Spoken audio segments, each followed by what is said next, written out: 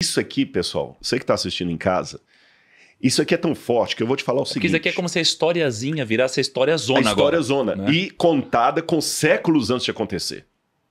Isso aqui é tão profundo. Se você que está assistindo, talvez for agnóstico, ateu, tá? Vou chamar o Bruno Perini para...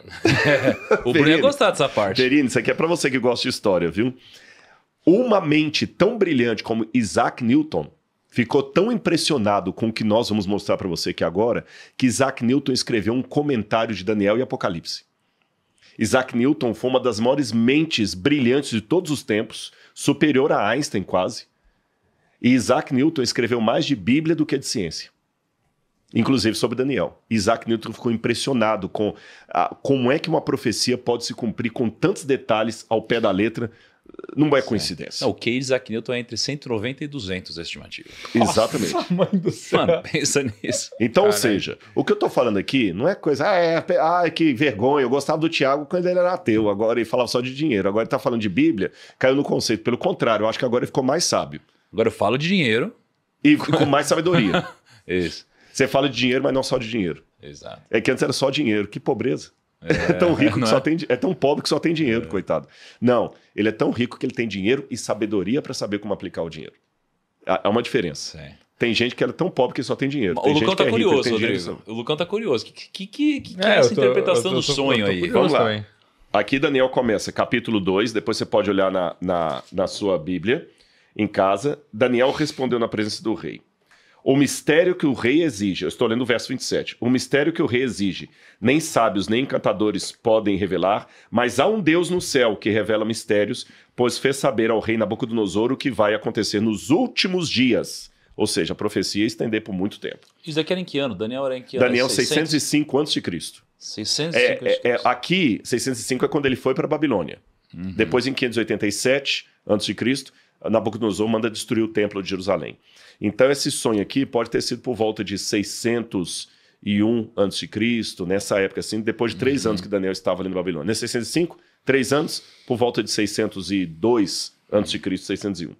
Aí, o Daniel explica esse sonho, aí no verso 38 ele coloca, esse é o sonho e também a sua interpretação diremos o rei.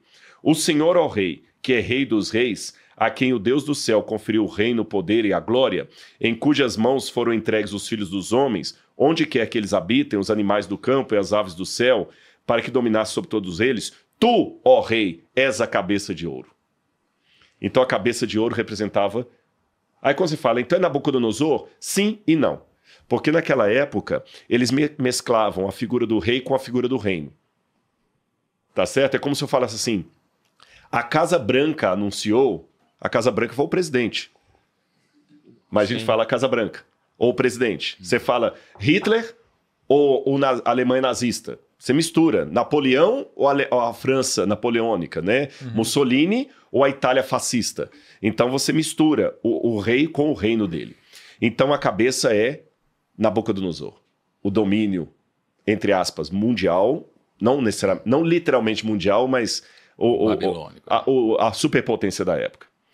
Depois do Senhor se levantará outro reino inferior ao seu, e um terceiro reino de bronze. Então eu já sei que as partes da estátua são reinos, e um sempre inferior ao outro. E de fato, a prata vale menos no mercado que o ouro, o bronze vale menos do que a prata, o ferro vale menos que o bronze, e o ferro misturado com barro, o ferro enferrujado, vale menos que o ferro puro. Só um pequeno PS, é interessante isso, porque assim, o preço dos metais preciosos eles mudaram ao longo do tempo. Então você falar o que continua até hoje valendo da mesma forma, isso também é uma informação muito relevante. Tipo, o alumínio no passado, ele valeu mais do que outros metais preciosos, o alumínio. E aí, de repente, o alumínio perdeu completamente valor e a gente usa hoje para embrulhar pão.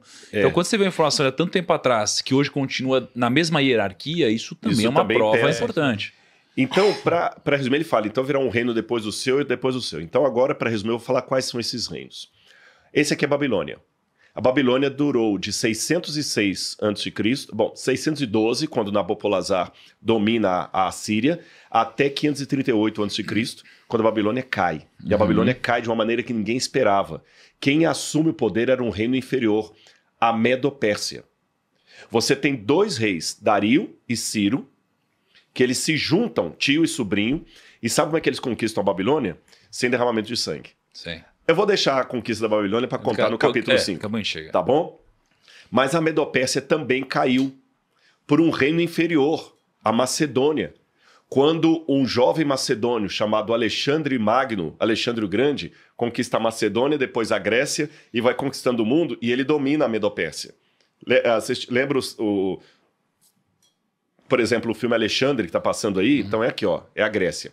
Então, se a Medopérsia, e ó, interessante, 2 braços, Média e Pérsia.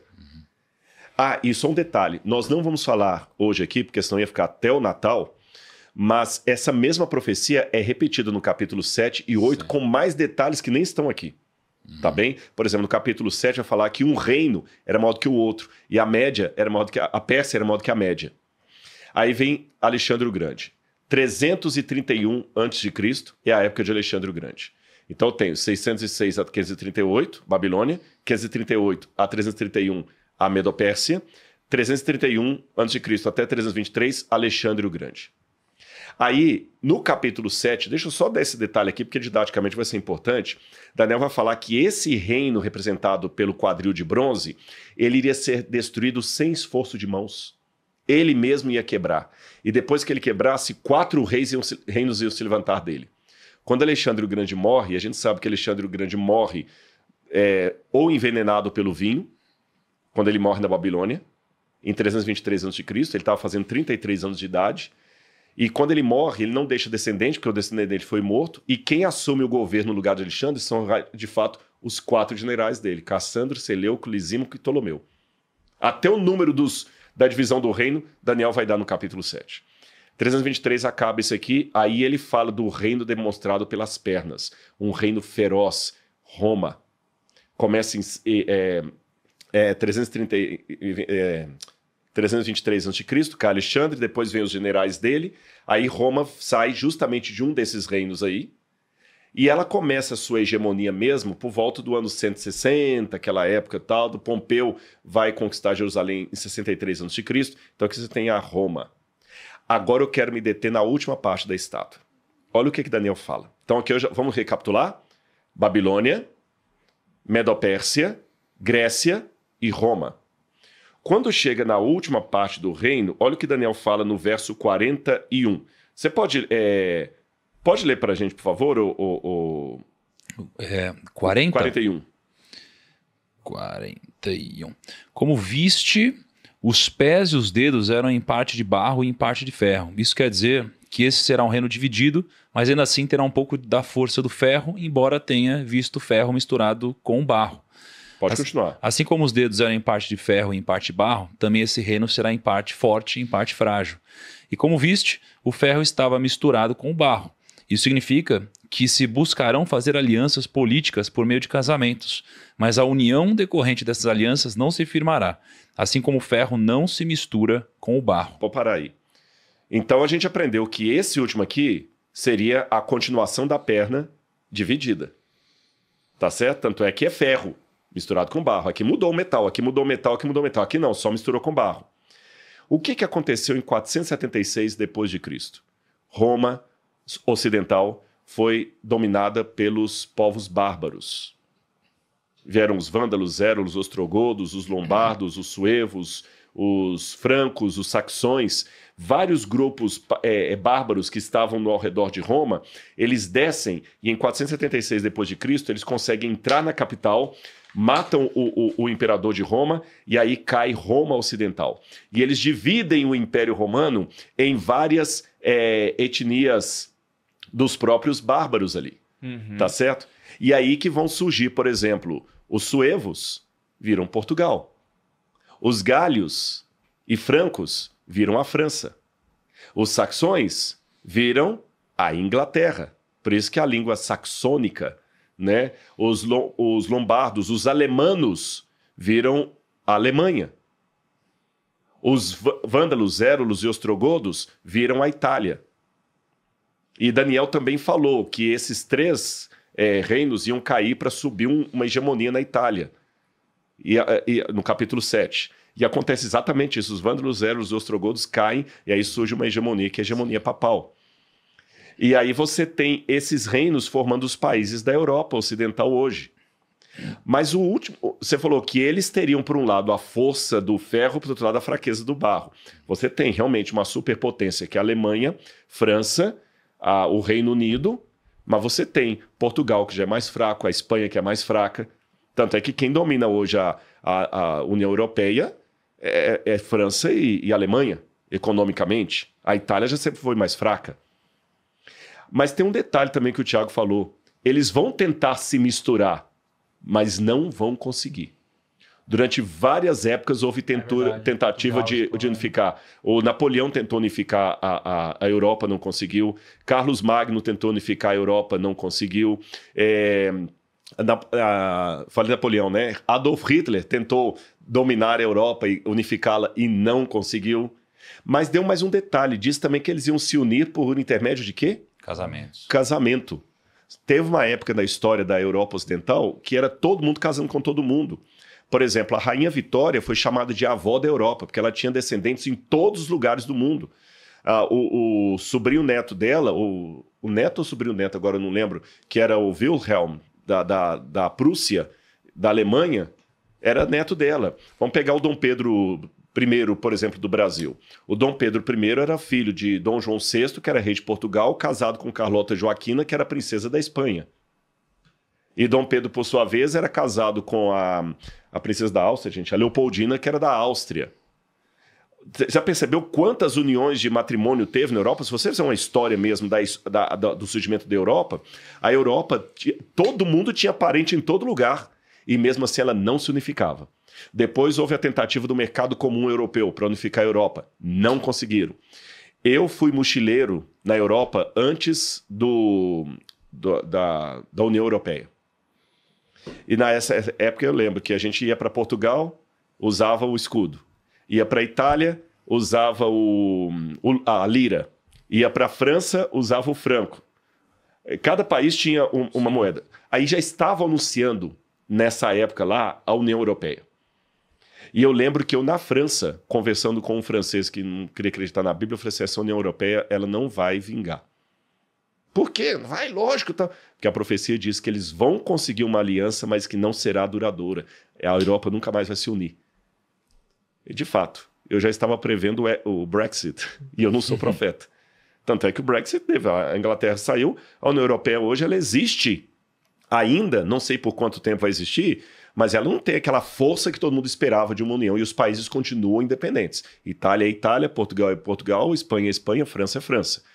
Tá certo? Exatamente como a profecia disse, eu estou falando há séculos no passado.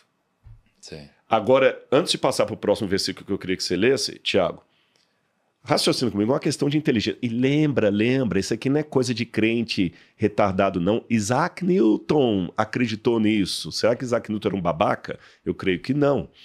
Para mim, do ponto de vista acadêmico, é mais fácil acreditar que tem uma mão divina por detrás da história do que crer que tudo isso é coincidência. É só coincidência. É muita coincidência para ser só coincidência. A profecia acertou desde Daniel até hoje. Agora lê o próximo verso, por favor, Tiago. No verso 44. Na época desses reis, o Deus do céu estabelecerá um reino que jamais será destruído e que nunca será dominado por nenhum outro povo. Destruirá todos os reinos daqueles reis e os exterminará. Mas esse reino durará para sempre. Verso 45. E aí, esse é o significado da visão da pedra que se soltou de uma montanha sem auxílio de mãos, pedra que esmigalhou o ferro, o bronze, o barro, a prata e o ouro. O grande Deus. O Deus poderoso mostrou ao rei o que acontecerá no futuro, o sonho é verdadeiro e a interpretação é fiel. E eu posso dizer que é fiel mesmo. Ou seja, nós estamos vivendo em que parte da estátua? Na cabeça? Não. Nós estamos vivendo aqui na divisão. E é nos nossos dias que Deus vai suscitar um reino dos céus. Por isso que eu prego em todo lugar que eu vou, falo mesmo. Jesus voltará. A segunda vinda de Cristo foi profetizada e ela acontecerá nos nossos dias. Quando, Rodrigo? Não sei. Não sei se vai ser daqui a 1 ano, 2 anos, 10 anos. A gente pode tentar algum prognóstico, mas assim, com parcimônia para não virar profetado. Agora, ninguém sabe o dia exato, mas a profecia vai se cumprir. Tenho certeza que você que assiste os nossos episódios aqui, especialmente aqueles sobre as histórias bíblicas, você é uma pessoa que gostaria de se aprofundar mais nisso. E tem uma boa notícia para você, porque A gente lançou há pouco tempo atrás, muito recentemente, a pós-graduação em Arqueologia, História e Interpretação da Bíblia com Rodrigo Silva. Ah, o grande. Beleza. O grande Rodrigo Silva. Inclusive, um aluno da pós em breve estará viajando comigo para Israel.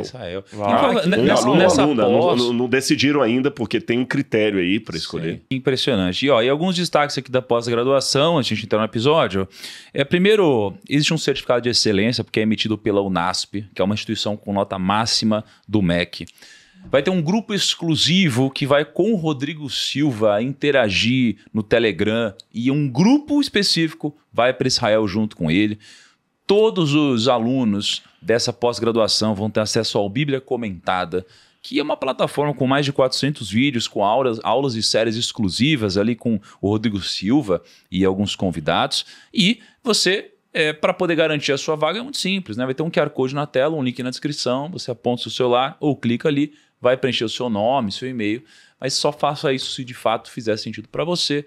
E aí você pode fazer parte da próxima turma de pós-graduação junto com o Rodrigo Silva, que é uma pós de respeito, com mais de 360 horas de conteúdo, uma série de professores convidados guiando você através da sua transformação.